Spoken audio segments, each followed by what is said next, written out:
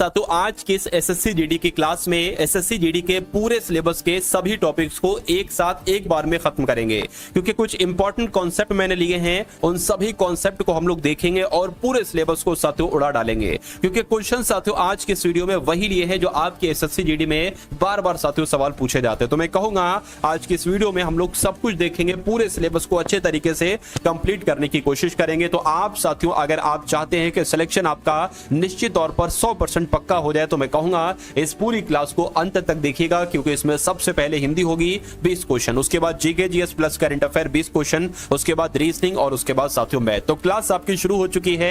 Super fast तरीके से हम लोग इस क्लास को एक तरीके से अंत करेंगे, इस क्लास को खत्म करेंगे सुपर फास्ट तरीके से। और पहला सवाल आपकी स्क्रीन पर भी आ चुका है। आपसे पूछा जा रहा है कि जो देखा ना जा सके, देखिए जो देखा जा सकता है उसको तो दृश्य कहा जाता है, लेकिन जो नहीं देखा जा सकता उसको अदृश्य कहा जाता है, ठीक है ना। उसके अलावा जो ज्ञात ना हो उसको अज्ञात कहा जाता है, या आप लोग ध्यान रखेंगे। अगले नंबर का सवाल है करके सही वर्तनी वाला शब्द कौन सा है। तो स्वामी भक्ति कैसे लिखा जाता है, मैं कहूंगा जैसे आपका ऑप्शन नंबर बी में लिखा हुआ ऐसे लिखा जाता है। स्वामी मतलब होता है मालिक, यानी कि अपने मालिक के प्रति अगर कोई वफादार है तो उसको स्वामी भक्ति कहीं ना कहीं कहा जाएगा। कौन सा वाक्य शुद्ध है, तो शुद्ध वाक्य की साथियों पहचान करिए। मैंने मौसमी को बुलाई, देखिए ये तो मैंने ही गलत लिखा हुआ है, मैं मौसमी को बुलाता हूं ये भी नहीं सही लग रहा है। मैं मौसमी, यहां पर मौसमी लिखा हुआ है, मैंने मौसमी को बुलाया, ये आपका बिल्कुल सही लग रहा है, यानी कि ऑप्शन नंबर डी वाला वाक्य आपका बिल्कुल शुद्ध है। नेक्स्ट नंबर का सवाल है कह रहे कि वह थोड़ा ही भोजन करता है, इस शब्द समूह के स्थान पर उचित शब्द आपको बताना है। देखिए कह रहे हैं कि थोड़ा ही भोजन, तो थोड़ा ही भोजन करने वाले को क्या कहा जाता है,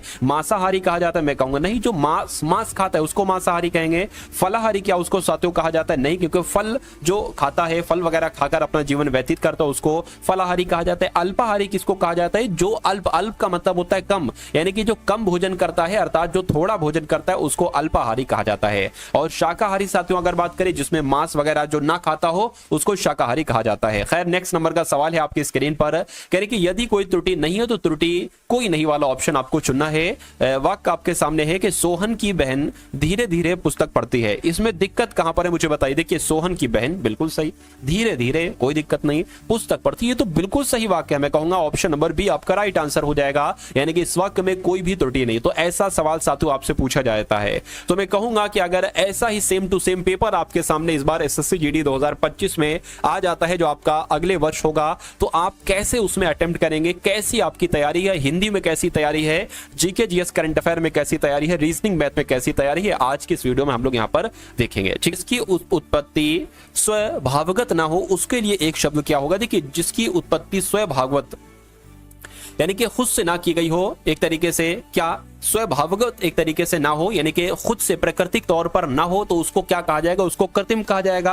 कृत्रिम को आर्टिफिशियल कहा जाता है। कृत्रिम जो है ना ये प्रकृति का बिल्कुल विलोम होता है। और जिसकी एक तरीके से जो प्रकृति संबंधी हो, यानी कि प्रकृति से जिसकी उत्पत्ति हो जाए या खुद ब खुद जिसकी उत्पत्ति हो जाए उसको प्राकृतिक कहा जाएगा, ये आप लोग ध्यान रखेंगे। और जिसकी उत्पत्ति अंडे से हुई है उसको अंडज कहा जाता है, ये भी आपको मालूम होना चाहिए। चलिए नेक्स्ट नंबर का सवाल है करके दिए गए वाक्य के किस भाग में त्रुटि है, तुम्हें इस बात को अच्छी तरह बूझना समझना चाहिए। तो यहां पर दिक्कत कहां पर लग रही है साथियों मुझे बताइए। देखिए बूझना समझना ये थोड़ी ना होता है साथियों, तो मैं कहूंगा ये वाली दिक्कत है यहां पर, तो यही आपका राइट आंसर, क्योंकि यही आपसे पूछा गया था। उसके बाद देखिए करके साहित्य और जीवन का अभिन्न संबंध, ये क्वेश्चन मैं आपको कई बार करा चुका हूं। या साथियों यहां पर मुझे बताइए क्या आएगा, निर्विघ्न तो आएगा नहीं, घोर भी नहीं आएगा, कठिन भी नहीं आएगा, तो सबसे उपयुक्त शब्द जो यहां पर आएगा वो अभिन्न आएगा, क्योंकि साहित्य और जीवन का अभिन्न अंग अभिन्न संबंध है, ये आपका बिल्कुल सही जवाब हो जाएगा। उसके बाद देखिए पर्यायवाची शब्द की सही जोड़ी आपसे यहां पर पूछी जा रही, मुझे बताइए। तो मैं कहूंगा साथियों देखिए पर्यायवाची की जोड़ी आपको बताना है।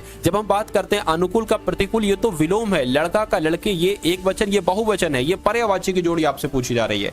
कवि कविता ये अलग चीज है। भौरा अली, यानी कि अली को भौरा भी कहा जाता है, तो ये तो एक दूसरे के पर्यायवाची हो जाएंगे, तो यही आपका बिल्कुल करेक्ट आंसर हो जाएगा, ठीक है ना। चलिए क्योंकि अगर लड़के का यहां पर बालक कहा जाता तो लड़के को बालक भी कहते, तो ये पर्यायवाची हो जाता। कवि को अगर साथियों काव्यकार भी कहा जाता है, तो साथियों कवि का अगर काव्यकार आता तो ये पर्यायवाची हो जाता। खैर अगला सवाल है आपकी स्क्रीन पर, कह रहे कि कौन सा वाक्य शुद्ध है। देखिए जैसे इस बार आपसे सवाल पूछे जाएंगे ठीक मैंने वैसे ही क्वेश्चन साथियों आपके सामने रखे हैं, ठीक है ना। तो बस आपको बहुत अच्छे तरीके से इस चैनल पर अगर नए हैं तो मैं कहूंगा साथियों चैनल को आप लोग सब्सक्राइब कर लीजिए, क्योंकि इस बार आपके लिए इतनी मेहनत करूंगा, क्योंकि फरवरी 2024 की जब हम बात करते हैं तो इसमें भी मैंने हजारों हजार सिलेक्शन दिए हैं इस वाले एग्जाम एग्जाम में, एसएससी जीडी 2024 में। लेकिन जो एसएससी जीडी 25 वाला एग्जाम है, इसमें मैं अपनी पूरी ताकत लगा दूंगा, पूरा जितना भी साथियों मेरे अंदर तथा है मैं पूरी आपको आपके लिए झोंक दूंगा आपके सिलेक्शन के लिए। लेकिन एक सिलेक्शन मेरा मानना है कि हर गांव से, हर गांव के एक घर से एक सिलेक्शन, कम से कम एक सिलेक्शन निकलना जरूर चाहिए जो सीजीडी की तैयारी कर रहा है। और मैं कहूंगा पिछला रिकॉर्ड भी बहुत शानदार रहा, पिछला रिजल्ट भी बहुत शानदार रहा, बहुत सारे बच्चे साथियों लगे हैं। महज कुछ अगर साथियों देखिए, जैसे कि आपका अभी एग्जाम जितने भी दिन बचे हैं, ठीक है, तो आप लगातार पढ़ते जाइए। जो भी क्लास आए एसएससी जीडी की लेटेस्ट वाली, टुडे वाली,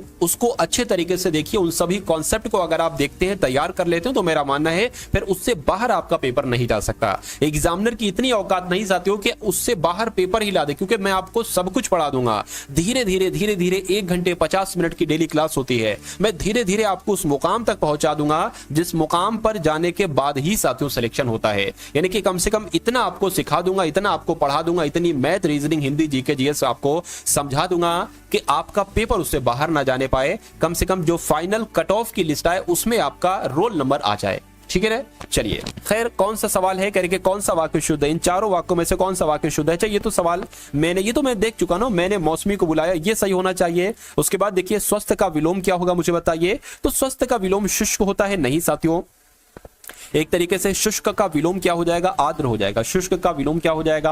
आर्द्र हो जाएगा। निरोगी का विलोम क्या हो जाएगा साथियों? रोगी हो जाएगा। तो ये भी आंसर नहीं हो सकता। मैं कहूंगा साथियों स्वस्थ का विलोम रुग्ण होता है, यानी कि राइट आंसर आपका ऑप्शन नंबर डी के साथ जाएगा। सही वर्तनी वाला शब्द चुनिए, यानी कि आपको बताना है सुषमा कैसे लिखा जाता है। तो ये तो सुषमा लिखा हुआ गलत है, ये सुषमा लिखा हुआ गलत है, ये सुषमा लिखा हुआ है। सुषमा कैसे लिखा जाता है? जैसे आपका ऑप्शन नंबर डी में लिखा हुआ है। तो जिनका भी आंसर यहां पर है ऑप्शन नंबर डी के साथ, मैं कहूंगा आंसर आपका बिल्कुल करेक्ट है। उसके बाद देखिए अगला सवाल है, कह रहे कि पल्ला पकड़ना, इस मुहावरे का मतलब क्या होता है मुझे बताइए। तो इसको कहते हैं सहारा लेना। क्या? पल्ला पकड़ना यानी कि सहारा लेना। उसके बाद देखिए सादा जीवन उच्च विचार ही जीने का मूल मंत्र होना चाहिए, या सादा जीवन निम्न विचार ही जीने का मूल मंत्र होना चाहिए। इसमें खाली जगह में कौन सा वर्ड आएगा मुझे बता दीजिए। तो मैं कहूंगा सादा जीवन उच्च विचार। क्या यही तो आपने सुना है ना बचपन से? सादा जीवन उच्च विचार ही जीने का मूल मंत्र होना चाहिए। इसलिए जिनका आंसर ऑप्शन नंबर ए के साथ है, मैं कहूंगा बिल्कुल करेक्ट है। उसके बाद देखिए वह बात जो जन साधारण में चलती आ रही है, इसके लिए एक शब्द क्या होगा? देखिए ये बहुत इंपॉर्टेंट चीज है और कई बार आपसे पूछी जा चुकी है, और मैं कहूंगा जब भी ये सवाल आता है हजारों हजार बच्चे इस सवाल को गलत करके चले आते हैं। वह बात जो जन साधारण में चलती ये चली आ रही है उसको किंवदंती कहा जाता है। क्या कहा जाता है साथियों? किंवदंती कहा जाता है। पानी का बताशा होना, इसका मतलब क्या होता है मुझे बताइए। देखिए पानी का बताशा एक तरीके से, जब बताशे में पानी पड़ता है, पानी का बताशा, उसका जीवन बहुत अधिक लंबे समय तक नहीं होता है। मैं कहूंगा क्षणभंगुर एक तरीके से उसका जीवन होता है, बहुत छोटी समय का। ठीक है, तो पानी का बताशा होना यानी कि क्षणभंगुर इसका राइट आंसर हो जाएगा। श्वेत का विलोम क्या होगा अब मुझे बता दीजिए। देखिए अगर आपसे यहां पर पूछा जाए कि उग्र का विलोम क्या होगा, क्योंकि बहुत पूछा जाता है, तो उग्र का विलोम होता है सौम्य। और श्वेत का विलोम क्या होता है? मैं कहूंगा श्याम होता है, यानी कि राइट आंसर आपका ऑप्शन नंबर बी है। उसके बाद देखिए बिजली का आपसे पूछा जा रहा है कि समानार्थी शब्द क्या हो सकता है। देखकर मुझे बता दीजिए कि बिजली का समानार्थी शब्द क्या होगा। तो आप सभी लोगों को मालूम होना चाहिए साथियों, बिजली की बहुत सारे, जैसे कि बिजली को सौदामिनी कहा जाता है। क्या कहा जाता है? बिजली की जब हम बात करते हैं तो बिजली को साथियों सौदामिनी कहा जाता है। बिजली को क्या चंचला कहा जाता है? मैं कहूंगा बिल्कुल बिजली को चंचला भी कहा जाता है। अच्छा, बिजली को चपला भी कहा जाता है।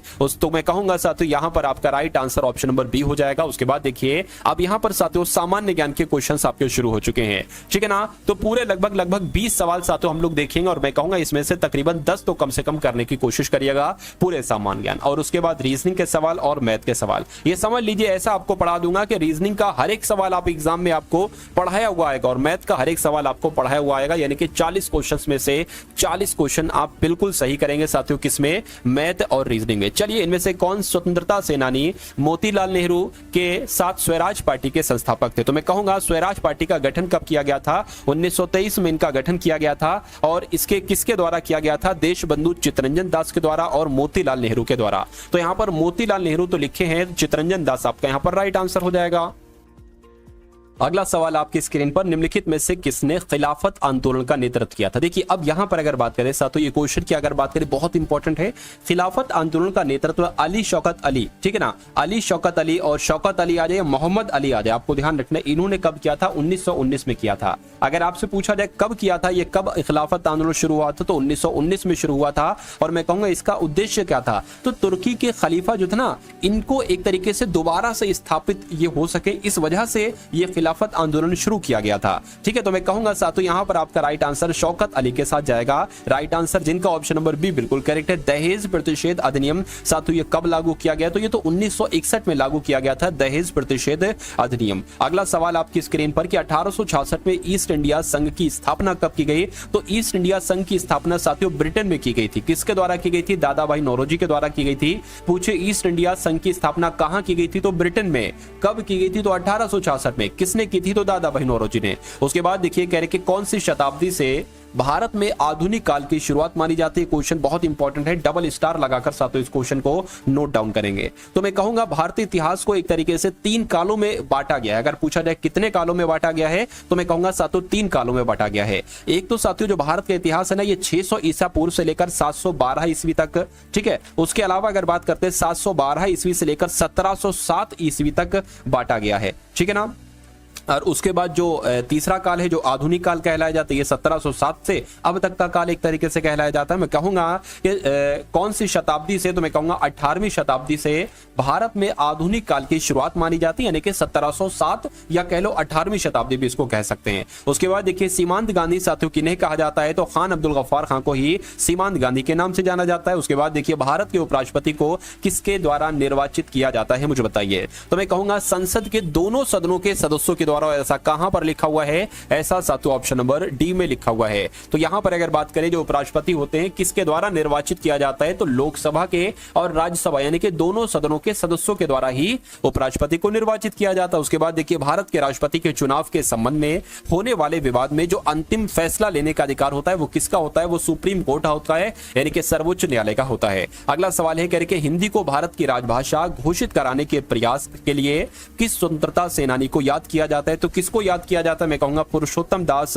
टंडन जी को याद किया जाता है। सही जवाब आपका ऑप्शन नंबर ए हो जाएगा। इस ब्रह्मांड में मौजूद प्रत्येक वस्तु जो पदार्थ से निर्मित है उसे वैज्ञानिकों ने नाम दिया, तो उसको क्या नाम दिया गया, उसको द्रव्य कहा गया। क्या कहा गया, देखिए जो भी ब्रह्मांड में मौजूद प्रत्येक वस्तु जो पदार्थ से बनी हुई है उसको द्रव्य कहा जाता है। क्या, द्रव्य, यानी कि साथ उसको मैटर कहा जाता है। अगला सवाल आपकी स्क्रीन पर कह रहे कि अफ्रीका में जो किलिमंजारो है ना, किलिमंजारो ये आखिर क्या है, ये सबसे लंबी नदी है या सबसे बड़े घास के मैदान है या सबसे घने जंगल है या ज्वालामुखी पर्वत है। मैं कहूंगा साथियों ये तो ज्वालामुखी पर्वत है। क्या है साथियों, ये ज्वालामुखी पर्वत है। चलिए तो आपका राइट आंसर जो जाएगा वो ऑप्शन नंबर डी के साथ जाएगा। सीरिया की राजधानी की जब हम बात करते हैं तो सीरिया की राजधानी क्या है, मुझे बताइए। चलिए देखिए यहां पर अगर बात करते हैं दोहा की राजधानी क्या है, तो दोहा की राजधानी साथियों कतर है। अगर आदिस अबाबा की अगर आपसे पूछा जाए क्या कि दोहा की अगर साथियों बात करते हैं ना, तो दोहा किसकी राजधानी है, दोहा कतर की राजधानी हो गई। आप लोग ध्यान रखेंगे। अच्छा बहरीन भी आपने सुनी होगी कि बहरीन की राजधानी क्या है। बहरीन की जब हम बात करते हैं तो बहरीन की राजधानी साथियों मनामा है। क्या है साथियों, बहरीन की राजधानी मनामा है, ये भी आप लोग ध्यान रखेंगे, ठीक है ना। लेकिन यहां पर अगर बात करें सीरिया की राजधानी क्या है, तो सीरिया की राजधानी साथियों कहीं पर दमास्कस भी लिखा होता है, दमिश्क वगैरह भी लिखा होता है, ऐसे अलग अलग चीजें लिखी होती हैं।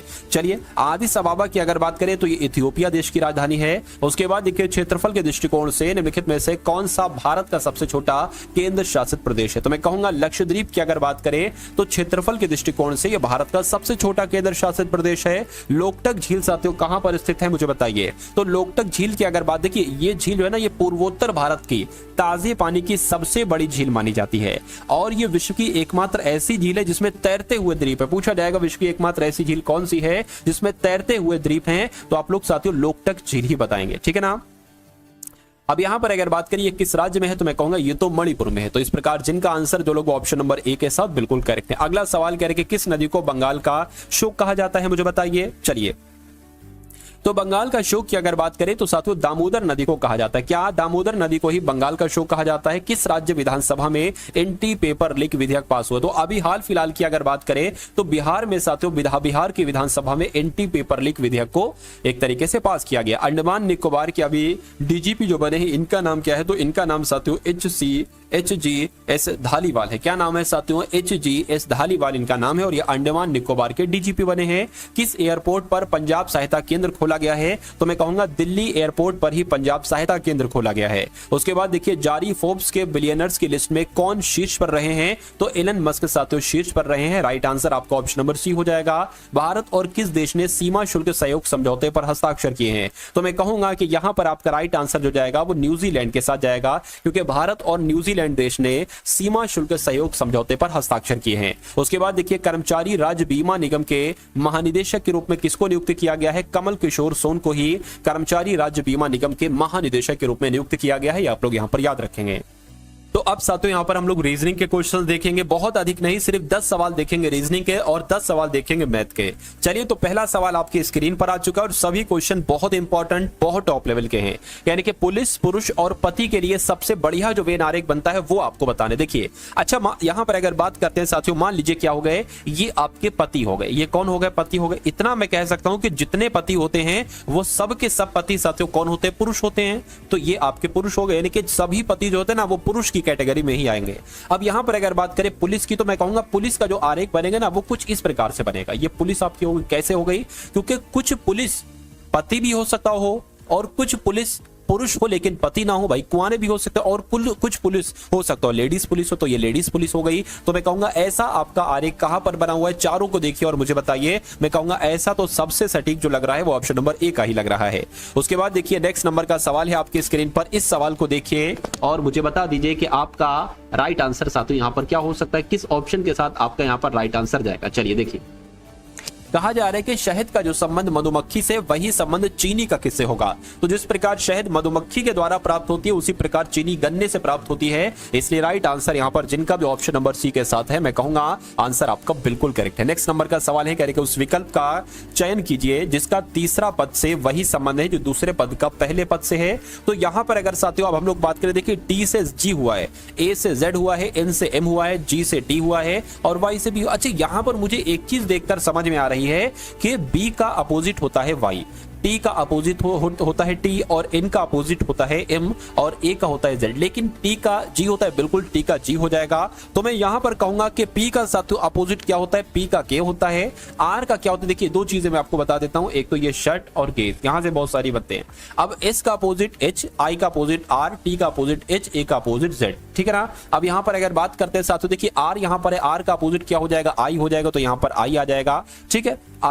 इतनी बात क्लियर है? बिल्कुल क्लियर है। आई का अपोजिट क्या? आई का अपोजिट आर है, तो यहां पर साथियों आर आ जाएगा। ई का अपोजिट देखिए लव है एक वर्ड, ये एल का अपोजिट ओ होता है और वी का अपोजिट ई होता है, तो मैं कहूंगा ई का अपोजिट क्या हो जाएगा? वी हो जाएगा, यानी कि वी आ जाएगा। और एस का अपोजिट अभी मैंने आपको बताया एच होता है, तो एच आ गया और टी का अपोजिट क्या हो जाएगा? जी हो जाएगा, तो जी आ जाएगा। यानी कि अब आपको बताने कि के I R V S H कहां पर? अच्छा यहां पर तो एस का मुझे क्या लिखना चाहिए? एस का एच लिखना चाहिए, तो यहां पर साथियों एच आएगा। एक सेकंड रुकिए, यहां पर क्या आ गया? एच आ गया और टी का अपोजिट क्या होता है? जी होता है, यानी कि जी यहां पर आ जाएगा। तो के I R V H G कहां पर लिखा हुआ है? ऑप्शन नंबर बी में लिखा हुआ है। उसके बाद देखिए अगले नंबर का साथियों सवाल है आपकी स्क्रीन पर। आपके सामने कथन दे रखे हैं और निष्कर्ष दे रखे हैं। आपको कथन को साथियों पढ़ना है और मुझे बताने के कौन सा निष्कर्ष सही है, ठीक है ना। देखिए कह रहे कि सभी फल फूल हैं, तो हम जितना हमसे कहा जा रहा है ना उतना हम बना लेते। कह रहे कि सभी फल, तो ये क्या हो जाएगा साथियों? ये आपके फल हो जाएंगे। और कह रहे कि सभी फल क्या हैं? सभी फल फूल हैं, तो सभी फल फूल हो गए। कह रहे कि कुछ फल कीवी है, कुछ फल मान लेते इतने फल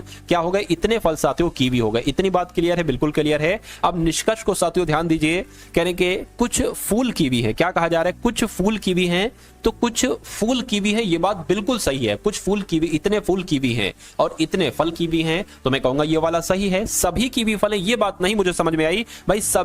सभी कीवी फल कैसे हो सकते हैं? इतने कीवी फल थोड़ी ना है, सिर्फ इतने कीवी फल हैं, इतने कीवी फल हैं, तो मैं कहूंगा ये गलत हो जाएगा। यानी कि केवल निष्कर्ष आपका एक सही होगा, यानी कि आंसर आपका ऑप्शन नंबर डी के साथ जाएगा। उसके बाद देखिए एक नंबर सीरीज वाला सवाल है। कह रहे कि सबसे पहले 6 है, उसके बाद 8 है, उसके बाद 20 है, उसके बाद 50 है, उसके बाद 106 है। तो यहां पर साथियों 50 लिख लेते हैं और उसके बाद क्या है? 106 है। तो आपको यह बताना है कि इसके बाद कौन सा नंबर आएगा। ऐसा एक सवाल आपसे पूछा जाएगा, इसलिए बहुत अच्छे से इन सभी सवालों को आपको साथियों तैयारी में लेना है, अपने मनोमस्तिष्क में स्टोर करना है कि आखिर ऐसे सवाल आ जाएंगे तो आप कैसे जवाब देंगे। देखिए इतना तो साथियों आपको समझ में आ रहा है। यहाँ पर क्या समझ में आ रहा है कि 6 से 8 हुआ है, यानी कि साथियों यहाँ पर 2 प्लस हुआ है। 8 से यहाँ पर 20 हुआ है तो मैं कहूंगा कितना प्लस हुआ है साथियों, 12 प्लस हुआ है। और यहाँ पर 20 से 50 हुआ है तो यहाँ पर 30 प्लस हुआ है। और यहाँ पर कितना हुआ है साथियों, 56 प्लस हुआ है। तो आपको बताने कि यहाँ पर क्या आएगा। अब देखिए, अब अगर यहाँ पर बात करें, इतनी चीज आपने समझ ली बिल्कुल, तो अब इसको देखिए कितना बढ़ाया गया है साथियों, 10 बढ़ाया गया। यहाँ पर कितना बढ़ाया गया है, मैं कहूंगा 18 बढ़ाया गया। यहाँ पर कितना बढ़ाया गया साथियों, 26 बढ़ाया गया। तो यहाँ पर कितना बढ़ाया जाएगा, एक ये सवाल। अब उसके बाद अगर बात करें, यहाँ पर 8 बढ़ाया गया, अच्छा यहाँ पर भी 8 बढ़ाया गया, तो मैं कहूंगा यहाँ पर भी 8 बढ़ाएंगे। जब 26 में 8 बढ़ाएंगे तो 36 बोले तो यहाँ पर 34 आ जाएगा। अब यहाँ पर कौन सा नंबर आएगा, 56 और 34 कितने होंगे साथियों, मैं कहूंगा 9 होंगे, 90। यानी कि जब 106 में 90 आप जोड़ोगे तो ये आपको नंबर मिल जाएगा। तो 6 आ गया और यहाँ पर 19 आ गया, यानी कि 196 यहाँ पर आएगा। और 196 कौन से ऑप्शन में है, ऑप्शन नंबर सी वाले में है। नेक्स्ट नंबर का सवाल है आपकी स्क्रीन पर, करके दी गई शीट को मोड़कर एक घन बनाया जाता है। इस प्रकार से बने घन में 7 दर्शाने वाले फलक के विपरीत फलक पर कौन सा होगा। एक ऐसा सवाल पूछा जाता है, ऐसा खुला घन आपको दे दिया जाएगा और पूछा जाएगा कि जहां पर संख्या 7 है ना, 7 यहां पर है, तो इसका विपरीत नंबर पर कौन सा होगा। मैं आपको सारी चीज बता देता हूं। अगर आपसे पूछा जाता है कि 4 का विपरीत क्या होगा, 7 का पूछा गया ना, 4 का विपरीत क्या होगा, तो 4 के एक इधर वाले नंबर को छोड़कर ये वाला नंबर 4 का विपरीत होगा, ये वाला नंबर। तो 4 का विपरीत क्या हो जाएगा, 3 हो जाएगा। अब यहां पर 7 का विपरीत क्या होगा, एक इस वाले नंबर को छोड़कर ये वाला, 7 का विपरीत क्या होगा, 5 हो जाएगा। और 5 का विपरीत पूछता तो 7 हो जाता। अब बचा क्या साथियों, 6 और 8 बचे, यानी कि 6 का विपरीत क्या हो जाएगा, 8 हो जाएगा। 8 का विपरीत क्या हो जाएगा, 6 हो जाएगा। तो यानी कि 7 का विपरीत क्या होगा, 7 का विपरीत 5 होगा। और 5 कौन से ऑप्शन में है, ऑप्शन नंबर ए वाले में है। चलिए भाई, उसके बाद देख लीजिए, नेक्स्ट नंबर का सवाल है। आपसे कहा जा रहा है कि निम्नलिखित समीकरण को सही बनाने के लिए किन 2 संख्याओं को आपस में बदलना होगा, बताइए। चलिए, इस सवाल को साथियों बहुत अच्छे तरीके से आप लोग देखिएगा।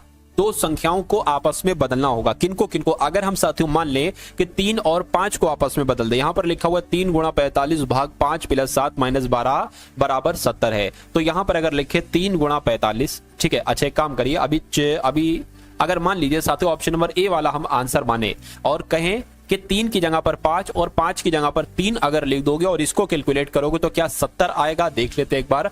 3 लिखा हुआ है ना, तो इसकी जगह पर 5 आ जाएगा, गुणा गुणा हो जाएगा, 45 का 45 रहेगा, भाग का भाग रहेगा, 5 की जगह पर 3 आ जाएगा, तो 5 की जगह पर 3 आ गया, प्लस 7 आ गया, माइनस 12 आ गया। देखिए इसको कैलकुलेट करके क्या 70 आ रहा है। अगर 70 आ रहा है तो यही आंसर हो जाएगा, लेकिन अगर 70 नहीं आता है तो फिर इस वाले ऑप्शन को चेक करेंगे। देखिए 3 से अगर इसको कट करेंगे तो 3 एकम 3, 3 पंजे 15 हो जाएंगे, यानी कि 5 गुणा 15 हो गया, प्लस आपका 7 माइनस 12 हो गया, 15 पंजे 75 हो गया, प्लस 7 माइनस 12 हो गया। 75 और 7 कितना हो जाएगा, 80, 81, 82 माइनस 12 की अगर बात करें क्या 70 होता है। देखिए जरा, 2 में से 2 जाएगा, 0 बचेगा, 8 में से 1 जाएगा, 7 बचेगा। बिल्कुल साथियों 70 बराबर 70 आ गया, यानी कि आपका राइट आंसर जो है ना वो ऑप्शन नंबर ए वाला ही है, बी वाले को आपको चेक करने की जरूरत ही नहीं पड़ी। उसके बाद देखिए नेक्स्ट नंबर का साथियों सवाल है आपकी स्क्रीन पर। यहां पर अगर बात करें क्या करना है, देखिए ये आपका एक दर्पण है और ये आपके सामने एक वर्ग है, उसके अंदर कुछ संख्याएं लिखी हुई, कहने के बिल्कुल अगर ये वर्ग एक आईने में जब आप देखते हो तो ये आईने में कैसा दिखेगा। तो आईने में कैसा दिखेगा मैं बनाने की कोशिश करता हूं साथियों। देखिए 2 इधर को है ना, तो 2 इधर को आ जाएगा, और 2 किस टाइप से आएगा, कुछ इस टाइप से बनेगा। 5 की अगर बात करें तो 5 साथियों कुछ इस टाइप से बनेगा, और 6 की बात करें 6 इस टाइप से बनेगा।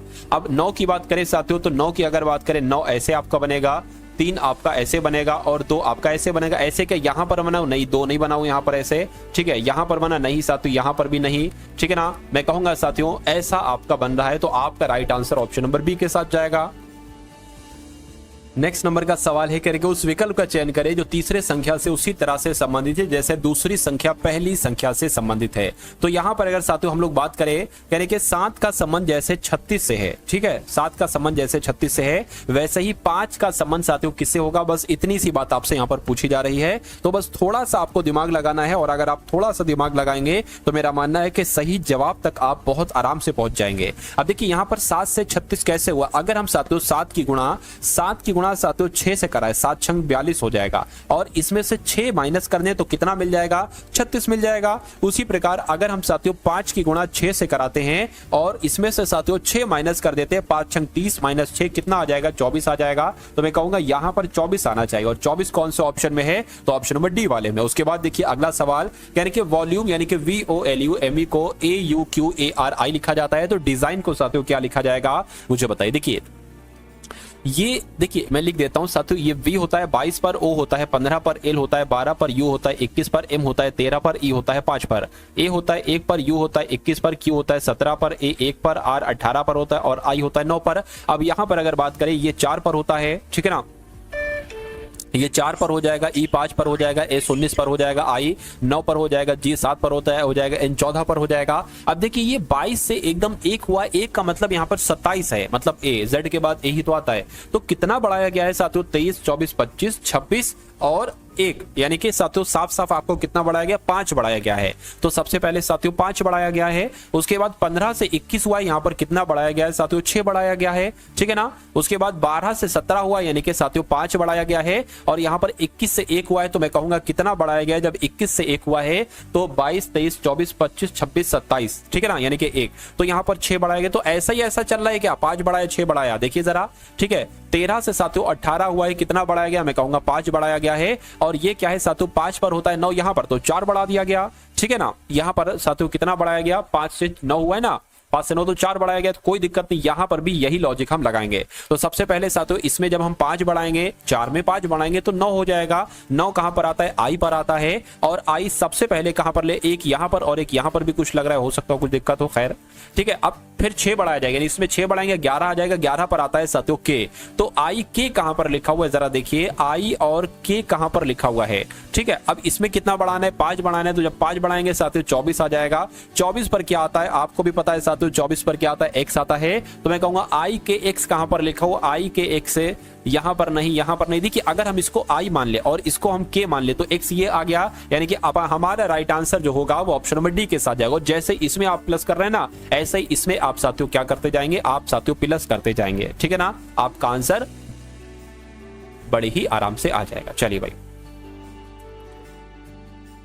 उसके बाद देखिए अगले, हो सकता हो कभी कभी ऐसा होता है ना साथियों, टाइपिंग मिस्टेक भी कभी कभी हो जाती है किसी किसी लेटर में, जैसे कि यहाँ पर 4 बढ़ रहा है तो कभी कभी इसमें भी टाइपिंग मिस्टेक हो जाती है, ठीक है। तो उसको आप थोड़ा सा मैनेज करेंगे, समझेंगे, लेकिन बस अगर कॉन्सेप्ट आपकी समझ में आ गया कि हाँ भाई इस सवाल में है तो मिस्टेक, लेकिन इसमें कॉन्सेप्ट ये लगा हुआ है, फिर कोई दिक्कत कोई परेशानी आपको होना नहीं चाहिए, क्योंकि मेरा मकसद यही है कि कॉन्सेप्ट आपकी समझ में आना चाहिए सवाल का, क्योंकि इन कॉन्सेप्ट पर ही आधारित सवाल आएंगे और कोई ऊपर यहां वहां से सवाल नहीं आएंगे। अब यहां पर अगर बात करें, कह रहे कि BARK से FXWI हुआ है, STOP से साथियों यहां पर क्या होगा ये आपको यहां पर बताने। देखिए B से F हुआ है, 4 बढ़ा है, तो हम इसमें 4 अगर बढ़ाएं तो S में 4 बढ़ाएंगे, W आ जाएगा बिल्कुल। A से यहां पर X हुआ है, तो मेरे ख्याल से माइनस किया गया, 3 माइनस किया गया, तो इसमें जब 3 माइनस करेंगे तो कितना आ जाएगा साथियों, 17, यानी कि 17 बोले तो Q आ जाएगा। तो WQ कौन से ऑप्शन में, ऑप्शन नंबर डी में लिखा हुआ है। लेकिन इसकी अगर बात करें R से, यानी कि 18 से 23 हुआ है, कितना 5 बढ़ा है, तो इसमें अगर 5 बढ़ाओगे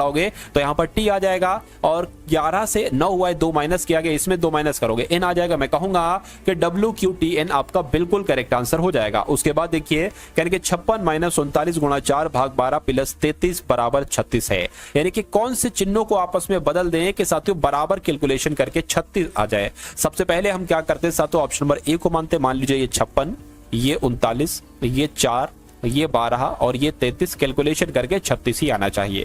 कहने के साथियों गुणा की जगह पर भाग, भाग की जगह पर गुणा रखना है आपको। चलिए तो कर लेते हैं, माइनस है माइनस लिख दीजिए, गुणा है गुणा की जगह पर भाग यहां पर आ जाएगा। अब यहां पर अगर बात करें साथियों, यहां पर क्या लिखा हुआ है, भाग है ना, तो भाग की जगह पर गुणा आ जाएगा, यहां पर प्लस है तो प्लस आ जाएगा। देखिए जरा करके बताइए क्या होगा। देखिए 39/4 12 हो गया, 4 यहाँ आपका 12 हो जाएगा, प्लस आपका 33 हो जाएगा, माइनस आपका 56 हो जाएगा, यानी कि 56 माइनस 39 की 3 से गुणा कराओगे तो देखिए 39 के अगर आप 3 से गुणा कराओगे, 9 3 27, 2 चला गया, 3 3 9 11, तो ये कहीं ना कहीं साथियों 36 तो मुझे नहीं लग रहा आएगा, यानी कि ये लॉजिक हमारा क्या होगा, ये लॉजिक हमारा फेल हो गया। कोई दिक्कत नहीं साथियों, फिर से दोबारा से चेक करते हैं एक बार दोबारा से। यही तो कुछ क्वेश्चन ऐसे ही होते हैं जिसमें समय लगता है। अब इस वाले ऑप्शन को चेक करिए, कह रहे हैं प्लस की जगह पर माइनस लिख दो, माइनस की जगह पर प्लस लिख दो, तो माइनस है तो यहाँ पर प्लस हो जाएगा, गुणा की जगह पर गुणा आएगा, भाग की जगह पर भाग आएगा, ठीक है, प्लस से प्लस की जगह पर माइनस आ जाएगा। अब फिर से वही चीज साथियों यहाँ पर, अब यहाँ पर ये जो 12 है ना, ये 12 यहाँ पर आ जाएगा, 4 एकम 4, 4 3 12, 3 एकम 3, 3 3 9, तो 56 प्लस 13 माइनस 33, तो ये अगर जोड़ोगे तो कितना आ जाएगा, 69 में से 33 जरा घटाओ, कितना बचेगा 6, और साथियों 6 ये तो 66 बच रहा है, 33 36 आना चाहिए। तो ये भी लॉजिक हमारा क्या हो गया, फेल हो गया। कोई दिक्कत नहीं साथियों, जितनी मेहनत करोगे, जितना अपने आप को रगड़ोगे ना साथियों, उतने ही आप कामयाब, यहाँ पर कामयाब एक तरीके से होते जाओगे, कामयाबी उसके निकट आप पहुंचते जाओगे। चलिए कोई दिक्कत नहीं है। तो अब यहां पर अगर बात करें, इन चीजों को हमें हटाना होगा, इन चीजों को हटा दिया। अब इसको देख लो जरा, ठीक है, कि प्लस की जगह पर माइनस, माइनस की जगह पर प्लस। अच्छा यही देखा था क्या? अभी हमने यही देखा था, पता नहीं क्या देखा था, खैर इसको देख लेते, शायद ये वाला देखा था। तो माइनस है, माइनस की जगह पर प्लस आ जाएगा, ठीक है, और गुणा की जगह पर गुणा आ जाएगा, भाग की जगह पर भाग आ जाएगा, प्लस की जगह पर माइनस आ जाएगा, ठीक है ना। अब ये 12 आपका यहां पर आ जाएगा, 4 कम 4, 4 3 12 आपका हो जाएगा, ठीक है, यही देखा था शायद मैंने, ठीक है। 3 कम 3, 3 3 9, यानी कि 56 प्लस 13 हो गया, माइनस आपका 33 हो गया। इसको जोड़ोगे साथियों इतना आ जाएगा, इसमें से 33 घटाओगे तो कितना आ गया? 9 में से 6 आ गया, इसमें साथियों कितना आ गया? एक तरीके से 3 आ गया, बिल्कुल। अरे भाई हो सकता है मुझसे क्या दिक्कत हुई, मैंने इसको लिया था, किसको लिया था मुझे जरा बताइए। तो इसको घटाने पर साथियों 36 आ रहा है, मैं कहूंगा ये आपका बिल्कुल करेक्ट आंसर हो जाएगा। चलिए उसके बाद देख लीजिए, नेक्स्ट नंबर का सवाल है आपकी स्क्रीन पर। इस सवाल को देखिए और मुझे बताइए कि आपका राइट आंसर क्या हो सकता है। इस सवाल में मुझे ऐसा लग रहा है मुझसे थोड़ी मिस्टेक हो गई, लेकिन जो मैंने तरीका बताया है, जो मैंने आपको राइट आंसर बताया है, ऑप्शन नंबर सी वाला, यही आपका राइट आंसर होगा। उसके बाद देखिए, कथन और निष्कर्ष वाले सवाल आपके एग्जाम के लिए साथियों बहुत बहुत बहुत इंपॉर्टेंट होते हैं। चलिए करेंगे, कुछ खिलाड़ी फुटबॉल खेलते हैं, तो मान लेते हैं साथियों क्या कि ये फुटबॉल खेलते, इतने लोग फुटबॉल खेलते हैं और कुछ खिलाड़ी, मान लेते हैं साथियों इतने, एक तरीके से ये क्या हो गए? ये खिलाड़ी हो गए। कह रहे कि इतने खिलाड़ी लोग जो है ना ये फुटबॉल खेलते हैं और सभी खिलाड़ी लोग हैं। तो ये सभी खिलाड़ी जो है ना ये कौन हो जाएंगे? सभी खिलाड़ी ये आपके लोग हो जाएंगे। कोई भी लोग फुटबॉल नहीं है। पहली बात तो देखिए, अगर कथन पॉजिटिव में है यानी कि उसमें नहीं है, तो निष्कर्ष अगर में नहीं है तो उसको गलत कर देना, उसको कट कर देना। कुछ लोग फुटबॉल खेलते हैं तो कुछ लोग, बिल्कुल साथियों कुछ लोग फुटबॉल खेलते, मैं कहूंगा इतने लोग फुटबॉल खेलते, ये सही हो जाएगा। सभी लोग फुटबॉल खेलते, सभी लोग फुटबॉल भैया नहीं खेलते, ये गलत हो जाएगा। मैं कहूंगा केवल निष्कर्ष 2 अनुसरण करता है, ऐसा कहां पर लिखा हुआ? ऐसा आपका ऑप्शन नंबर डी में लिखा हुआ है। चलिए भाई उसके बाद देखिए, नेक्स्ट नंबर का सवाल है, बहुत शानदार सवाल है। चलिए, कहा जा रहा है कि ए बी सी डी नाम के 4 पुरुष हैं और एम एन ओ और पी नाम की 4 महिला हैं। एक गोल मेज के परिता एक महिला के बाद, अच्छा मतलब एक गोल मेज है तो एक गोल साथी हमने मेज बना ली और 8 लोग हैं, 1 2 ठीक है 3 4 5 6 7 8 लोग हैं, बिल्कुल साथियों 8 लोग हैं। उसके बाद कहा जा रहा है महिला के, अच्छा यहां पर लिखा हुआ है परिता एक महिला के बाद एक पुरुष के वैकल्पिक क्रम में, यानी कि जो क्रम है ना वो एक महिला एक पुरुष, एक महिला एक पुरुष ऐसे करके है। यानी कि पी जो है ना ये बी और ए के बीच में है, ठीक है। ए एन के ठीक बगल में है, डी के सामने बैठा है, यानी कि ए जो है ना ये एन के तो बगल में है लेकिन ए डी के सामने बैठा है, पी के सामने बैठी है एम। तो अगर हम साथियों पी के सामने एम एम बैठा ले, यानी कि पी को अगर यहां बैठा ले तो जाहिर सी बात है एम यहां पर बैठेगा, इतनी बात क्लियर है। अब यहां पर अगर साथियों बात करें कि पी जो है ना पी यानी कि ये बी और ए के बीच में बैठी, मान लीजिए बी अगर यहां पर ए यहां पर, यानी कि बी और ए के बीच में बैठी है पी, लेकिन हो ये भी सकता था ए यहां पर होता बी यहां पर होता, लेकिन हम करके देखते अगर सही सब कुछ चलता है तो ठीक, वरना ए को यहां पर बैठा लेंगे, बी को यहां पर बैठा लेंगे। उसके बाद कहने के एन के ठीक बगल में है ए, एन के ठीक यानी कि एन यहां पर हो जाएगा, एन के ठीक बगल में है ए, और ए जो है ना ए ये डी के सामने बैठा है, यानी कि डी के सामने बैठा है ए, तो डी यहां पर आ जाएगा। उसके बाद कह रहे हैं कि साथियों पी के सामने बैठी है एम, तो पी के सामने बैठी है एम, इतनी बात क्लियर। अब एक बार और सवाल को जरा पढ़िए, सवाल में क्या कहा गया है? कहा जा रहा है कि पी बी ए के बीच में बैठी है, यानी कि पी जो है बी ए के बीच में बैठी है, एन के ठीक बगल में ए है, एन के ठीक बगल में ए है, ठीक है, और डी के सामने बैठा है, डी के सामने बैठा है, पी के सामने बैठी है कौन? पी के सामने एम बैठी है, बी और डी के, अच्छा यहां पर तो कुछ छूटा हुआ है, अच्छा बी और डी के बीच में कौन बैठा है? बीच में कौन बैठा है? इतनी सी बात आपसे यहां पर पूछी जा रही थी। अब देखिए यहां पर अगर बात करें साथियों, ये ए बी सी डी है ना, ये सब पुरुष हैं, यानी कि ये पुरुष है, ये पुरुष है, ये पुरुष है, ठीक है ना। अब यहां पर आपको पता है कि एक पुरुष एक महिला, एक पुरुष एक महिला, तो यहां पर महिला आएंगी, महिलाएं तो 3 हो चुकी हैं, एम हो चुकी है, ये वाला एम, एन हो चुकी है, ये महिला पी हो चुकी है, मैं कहूंगा ओ बचेगी ना, तो ओ आपकी यहां पर आ जाएगी, और फिर जाहिर सी बात है यहां पर सी बचा है पुरुष, तो यहां पर सी आपका आ गया। तो कह रहे कि बी और डी के बीच में कौन है? बी और डी के बीच में साथियों ओ है, तो ओ क्या होगा? ओ आपका बिल्कुल करेक्ट आंसर हो जाएगा। चलिए भाई अब उसके बाद देखते हैं नेक्स्ट नंबर का सवाल है। इस सवाल को देखिए साथियों और मुझे बता दीजिए कि आपका राइट आंसर यहां पर किस ऑप्शन के साथ जाएगा, क्या आपका सही जवाब होगा। चलिए देखिए यहां पर अगर साथियों हम बात करते हैं, कह रहे कि डिक्शनरी के अकॉर्डिंग आपको लगाना है एम ए आर यहां है, एम ए आर यहां है, एम ए आर यहां है, एम ए आर यहां है, एम ए आर यहां है।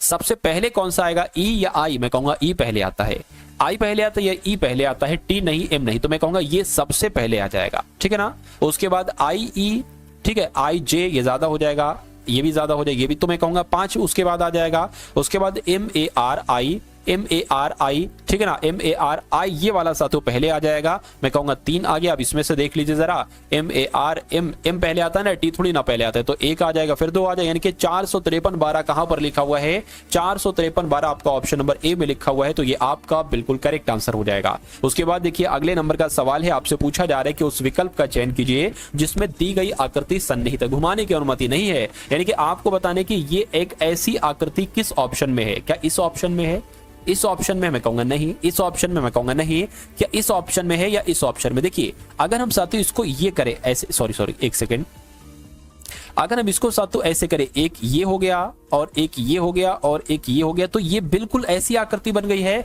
मैं कहूंगा उस विकल्प का चयन मैंने कर लिया है जिसमें दी गई आकृति सन्निहित है, यानी कि आंसर आपका जो जाएगा वो किस ऑप्शन के साथ जाएगा, वो ऑप्शन नंबर साथियों ऑप्शन नंबर बी के साथ जाएगा।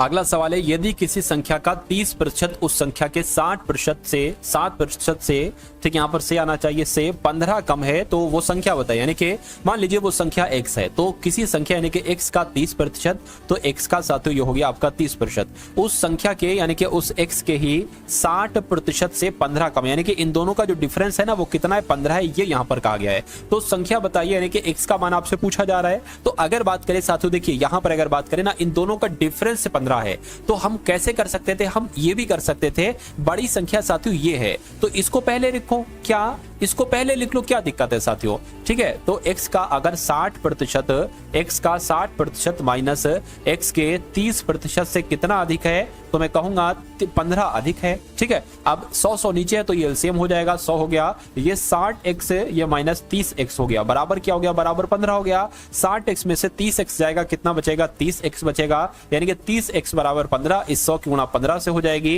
ये यहां पर आ गया। अब x बराबर साथियों 15 गुणा यहां पर 100 हो जाएगा, बटे क्या आ जाएगा 30, ये 30 साथियों नीचे भाग में आ जाएगा, 15 एकम 15, 15 दूना 30, 2 से कट करेंगे 50 आ जाएगा, यानी कि x बराबर क्या आ जाएगा, 50 आपका आ जाएगा, यानी कि वो संख्या क्या रही होगी, वो संख्या 50 रही होगी। राइट आंसर आपका ऑप्शन नंबर बी हो जाता है। उसके बाद देखिए अगला सवाल जो कि एकदम टॉप लेवल का सवाल है, अच्छा बच्चा इसको नहीं कर पाता है, कुछ ही बच्चे इसको कर पाते हैं, ठीक है, मतलब अच्छा बच्चा इसको नहीं कर पाता है, और अगर करता है तो कुछ प्लस माइनस की मिस्टेक कर देता है, फिर सवाल जो है ना वो गलत हो जाता है। चलिए, तो अगर आपने साथियों इस सवाल को आज देख लिया और ये फिर सवाल आपके सामने कभी भी आ जाए तो आप इसको बहुत आराम से कर लेंगे। देखिए क्या क्या है, यानी कि 5000 की धनराशि साधारण ब्याज पर 6 वर्षों में 7550 हो जाती है, अगर ब्याज की दर में 3.5% की वृद्धि कर दी जाए तो धनराशि कितनी हो जाएगी, यानी कि आपसे धनराशि कितनी हो जाएगी ये पूछा गया है। मैं कहूंगा कहीं ना कहीं मिश्रधन आपसे पूछा गया है, ठीक है ना, क्या आपसे साथियों पूछा गया, मिश्रधन पूछा गया है, तो वो धनराशि कितनी हो जाएगी, यानी कि उस धनराशि में कितना साधारण ब्याज मिल जाएगा।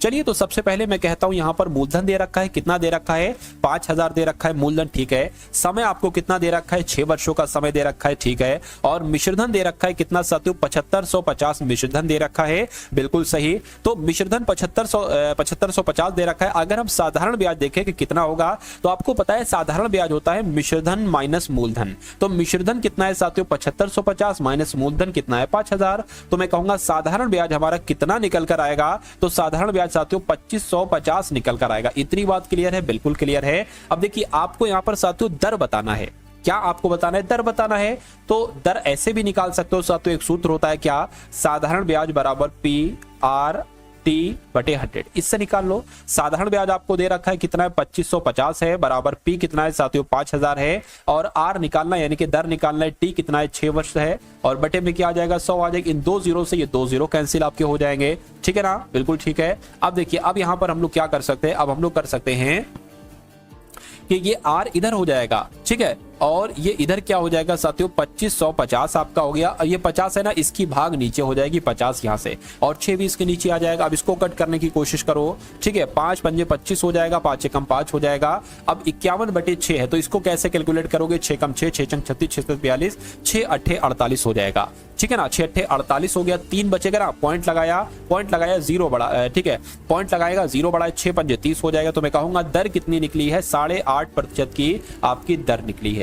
तो अब यहां तक आपको खेल समझ में आ गया ना, दर कितनी है, ठीक है, समझ में आ गया। इसको मैं हटा देता हूं, इसको मैं साथियों यहाँ पर से हटा देता हूं, दर निकल कर आ गई। अब यहाँ पर सवाल में कहा यह गया था कि अगर दर को 3.5% की वृद्धि कर दी जाए, दर जितनी निकले 8.5% निकली, कह रहे कि दर में अगर 3.5% की वृद्धि कर दोगे तो नई दर हमारे पास कितनी आ जाएगी साथियों, हमारे पास तो 12% की आ जाएगी। तो कह रहे तो धनराशि कितनी हो जाएगी, यानी कि तो मिश्रधन कितना हो जाएगा। तो आपको मिश्रधन निकालना है ना साथियों, आप क्या करिए, आप फिर से साधारण ब्याज निकाल लीजिए। बस क्या, पुरानी दर जो थी ना, पुरानी दर 8.5 थी, सॉरी पुरानी दर कितनी थी, हाँ पुरानी दर ये थी। अब इसमें साथियों 12% रखना है, PRT बटे 100। साधारण ब्याज की जब हम बात करें तो कितना दे रखा है साथियों, साधारण ब्याज निकालना है हमें। साधारण ब्याज P कितना है साथियों, 5000 आपका हो गया, ठीक है। और R कितनी है, नई दर कितनी है, 12 है। T कितना है, समय कितना है, 6 है। 100 नीचे आ जाएगा, इन 2 जीरो से ये 2 जीरो कैंसिल। साधारण ब्याज बराबर 12 पंजे 60, ठीक है, ये 6 है साथियों, 6 है। 12 पंजे 60, 12 छंग 72, यानी कि 72 की गुणा आपको 50 से करनी है। तो 72 की गुणा 5 से करिए, 5 दूना 10 हो गया, 7 पंजे 35, यानी कि 36 हो गया। ठीक, इतनी बात क्लियर है, बिल्कुल क्लियर है। ये साथियों कितना हो जाएगा, 3600 हो जाएगा, यानी कि साधारण ब्याज 3600 निकला है। पूछा गया था मिश्रधन, पूछा गया था मिश्रधन बराबर होता है साथियों साधारण ब्याज प्लस मूलधन। तो साधारण ब्याज 3600 निकला है, मूलधन साथियों 5000 है। तो मैं अगर इन दोनों को जोड़ देता हूं तो मूलधन कितना, सॉरी मिश्रधन कितना आ जाएगा, 8600 आ जाएगा। तो 8600 आपका बिल्कुल करेक्ट आंसर हो जाएगा। और कहां पर लिखा हुआ है, ऑप्शन नंबर बी में लिखा हुआ है साथियों 8600। चलिए भाई, उसके बाद देखिए इतनी बात आपको क्लियर है साथियों, तो बहुत अच्छी बात है। अब उसके बाद देखते हैं अगला सवाल है, करेंगे एक निश्चित धनराशि ए बी सी के मध्य में इस प्रकार विभाजित की जाती है कि ए और बी के हिस्सों का अनुपात 3:5 है। चलिए, तो ए और बी के हिस्सों का अनुपात कितना है, 3:5 है। उसके बाद कहा जा रहा है कि बी अनुपात सी के हिस्सों का अनुपात कितना है, 2:7 है। और करेंगे ए का हिस्सा 3600 है, तो कुल धनराशि कितनी होगी। सबसे पहले हमें ज्ञात करना होगा साथियों कि ए अनुपात बी अनुपात सी कितना है। इसको हम कैसे ज्ञात करेंगे, 3:5 लिख लिया और 2:7 लिख लिया, 2:7 हो गया। इसको कैलकुलेट करिए, 3 दूना 6 तो 6 हो जाएगा ए, 2 पंजे 10, 10 हो जाएगा बी, और 5 सते 35, 35 हो जाएगा सी। अब कह रहे हैं कि साथियों अगर ए 3600 है, यानी कि ए जो है ना साथियों कितना है, 3600 अगर ए है, तो ए तो यहाँ पर 6 दे रखा है। तो इसकी हम अगर किससे गुणा करा दे, अगर हम इसकी 60 से गुणा करा दे 6 की, तो साथियों 3600 आ जाएगा। तो कह रहे हैं कि तो कुल धनराशि कितनी होगी। देखिए ए तो हमें पता चल गया 3600 है, लेकिन बी कैसे निकालेंगे, इसकी 60 से गुणा कराओगे साथियों तो ये 6000 हो जाएगा, 6000 आपका हो गया। ये इसकी साथियों 60 से गुणा ना कराना पड़ेगी, तो 35 की गुणा 6 से करा दीजिए, 6 पंजे 30 हो जाएगा, 6 18 21, यानी कि 2100 हो गया। तो ये आपका 2100 हो गया। इसको साथियों आप कैलकुलेट करा लीजिए, कितना आ जाएगा आपका ये साथियों, यानी कि 11700। 11700 तो कहीं नहीं दे रखा है, 11700 तो कहीं नहीं दे रखा है। तो मैं कहूंगा दिक्कत मुझसे हुई है, मैं ही इसको सॉल्व करूंगा। दिक्कत कहां पर हुई है साथियों, ये अभी हम खोज निकालते, कहीं ना कहीं कुछ छोटी मोटी मिस्टेक मुझसे ही साथियों यहां पर हो चुकी होगी, कोई दिक्कत नहीं। देखिए ये 3600 निकल आया ना, ठीक है। अब एक काम करो, इसको आप ऐसे भी कर सकते हो। कैसे कर सकते हो मैं आपको बता देता हूं। 6 10 35 है ना, इसको आपस में जोड़ दो, 35 45 हो जाएगा, और कितना हो जाएगा साथियों, 51 हो जाएगा। तो 51 की अगर बात करें साथियों, ये आपका 51, तो कुल धनराशि कितनी होगी, ये आपका 51 आ गया। 51 की गुणा साथियों आप किससे कर दो, आप 51 की गुणा साथियों किससे कर दो, अच्छा एक सेकेंड, अगर हम साथियों यहां पर 6 की गुणा 60 से कराएंगे तो यहां पर तो 360 आएगा। तो मैं कहूंगा साथियों यहां पर आपको 600 से गुणा कराना पड़ेगी, ठीक है ना, 600 से गुणा कराना पड़ेगी। तो मैं कहूंगा इसकी गुणा हमें 600 से कराना पड़ेगी। तो बस कोई दिक्कत नहीं साथियों, इसको आप क्या करा दो, कैलकुलेट करा दो। 6 कब 6 हो जाएगा, 6 पंजे 30 हो जाएगा, 00 लग जाएगा, यानी कि 30600 कहां पर लिखा हुआ है, तो 30600 ऑप्शन नंबर ए में लिखा हुआ है। सवाल मैंने ऐसे किया, ऐसे भी बिल्कुल सही है, लेकिन अगर सवाल आप ऐसे करते कि भाई 6 की गुणा 600 से करते तो यहां पर आपका 3600 आता। उसके बाद 10 की गुणा 600 से करते तो आपका 6000 आता। पहले 600 आ रहा था क्योंकि मैंने गलती से साथियों 60 लिख दिया था यहां पर, ठीक है। उसी प्रकार 600 की गुणा 35 से कराओगे तो जो आएगा, जो आए उन सबको टोटल कर दो, आपका 30600 ही आएगा। चलिए भाई, उसके बाद देखते हैं नेक्स्ट नंबर का सवाल है। एक दुकानदार 2000 अंकित मूल्य वाली एक वस्तु पर 20% की और 15% की क्रमिक छूट देता है। वस्तु को किस मूल्य पर बेचता है, 2000 रुपए की कोई वस्तु है। इस पर सबसे पहले वो जब 20% की छूट देगा, यानी कि इसको 80% में बेचेगा। उसके बाद इस पर 15% की छूट देगा, यानी कि इसको 85% में बेचेगा। तो इस पर अब इसका मूल्य क्या होगा, ये 2 छूटें देने के बाद। देखिए इन 2 जीरो से ये 2 जीरो, इस 1 जीरो से ये 1 जीरो, इस 1 जीरो से एक ये जीरो। अब आपके पास बचा क्या, 2 गुणा 80, 2 गुणा 8, और यहाँ पर 85, तो 85 की गुणा साथियों किससे करा दीजिए, 8 दूना 16 यानी कि 16 से करा दीजिए, बस आपका आंसर आपके सामने आ जाएगा। 6 पंजे 30 हो जाएगा, 6 चंग 36, 6 सत्ते 42, 6 सत्ते 48 और 3 आपका 51 आ गया। और यहाँ पर 85 आ जाएगा, 0 आ गया, 6 आ गया, 13 आ गया, यानी कि 1360। क्या अगर 2000 रुपए की कोई वस्तु है, इस पर 20% का और 15% की छूट दी जाती है, तो वस्तु कितने रुपए की हो जाएगी, वो वस्तु 60 रुपए की हो जाएगी, 1360 रुपए की हो जाएगी। अगला सवाल आपकी स्क्रीन पर, कहने के 15 सेंटीमीटर लंबी भुजा, क्या साथियों यहां पर अगर बात करते हैं 15 सेंटीमीटर भुजा वाले एक वर्ग, यानी कि एक वर्ग है और इसकी भुजा की लंबाई कितनी है, 15 सेंटीमीटर भुजा है, वर्ग के विकर्ण की उसकी क्या, वर्ग के विकर्ण का उसकी भुजा से अनुपात क्या, यानी कि एक तो आपको साथों इसका बताना है कि इसकी लंबाई क्या होगी और इसका अनुपात, यानी कि विकर्ण का अनुपात क्या, विकर्ण का अनुपात और भुजा का अनुपात आपको बताना। ये दो चीजें आपसे यहां पर पूछी जा रही हैं, ठीक है ना। इतनी बात साथियों क्लियर है, कहिए बिल्कुल क्लियर है, ठीक है। देखिए साथियों, वीडियो को अगर आपने अभी तक लाइक नहीं किया है तो मैं रिक्वेस्ट करूंगा कि वीडियो को आप लोग लाइक कर दिया करिए, क्योंकि जब आप वीडियो को लाइक करते हैं तो मुझे बहुत अच्छा लगता है। चलिए, वर्ग की भुजा की जब हम बात करते हैं तो वर्ग की भुजा यहां पर साथियों कितनी दे रखी है, वर्ग की भुजा यहां पर 15 सेंटीमीटर दे रखी है। और वर्ग का विकर्ण साथियों क्या होता है, वर्ग का विकर्ण का सूत्र क्या होता है, वर्ग के विकर्ण का सूत्र क्या होता है साथियों, a√2 होता है। अच्छा, a पता क्या है, a ये वर्ग की भुजा ही है, यानी कि a बराबर 15 है, इसी को कहते हैं a वर्ग की भुजा है। तो अब साथियों यहाँ पर वर्ग का विकर्ण क्या हो जाएगा, 15√2 हो जाएगा, 15√2 हो जाएगा। इतनी बात क्लियर है, बिल्कुल क्लियर है, चलिए कोई दिक्कत नहीं है।